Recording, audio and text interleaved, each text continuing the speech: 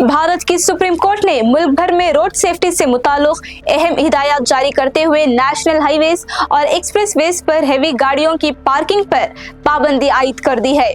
Supreme court के जज JK. Maheshwari और ए.एस. चंदुरकर पर मुश्तमिल बेंच ने कहा है कि एक्सप्रेसवेज को इंतजामी सुस्ती या इंफ्रास्ट्रक्चर की कमी की वजह से खतरे की सड़कें नहीं बनने दिया जा सकता। अदालत ने कहा कि नेशनल हाईवेज मुल्क की सड़कों का सिर्फ 2% है, लेकिन इन पर तकरीबन 30% ट्रैफिक हादसा होते हैं।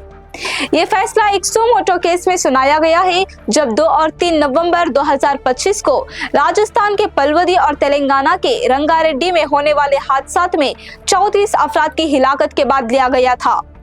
अदालत ने कहा कि शहरियों की हिफाजत जीने के हक का हिस्सा है, जो आइन के आर्टिकल 21 के तहत बुनियादी हक है, और ये हिदायत आर्टिकल 142 के तहत उबूरी तौर पर जारी की गई है।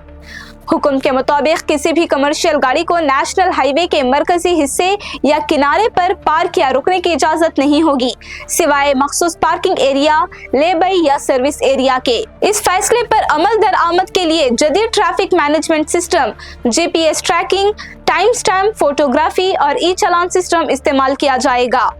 अदालत ने यह भी हुक्म दिया है कि नेशनल हाईवे के राइट ऑफ वे में कोई नया ढाबा, होटल या कमर्शियल तामीर नहीं की जा सकेगी। जिला मजिस्ट्रेट्स को हिदायत दी गई है कि वो 60 दिन के अंदर तमाम गैर कानूनी तामीरात को हटा दें। नेशनल हाईवेज एक्ट और 7 अगस्त 2025 के SOP के मुताबिक मजीद कहा गया है कि कोई भी authority national highway safety zone में NHAI या PWD की मंजूरी के बगैर किसी भी दुकान या इदारे को लाइसेंस या NOC जारी या तजदीद नहीं करेगी। मौजूदा तमाम लाइसेंसेस का 30 दिन के अंदर जायजा लेने का भी हुक्म दिया गया है।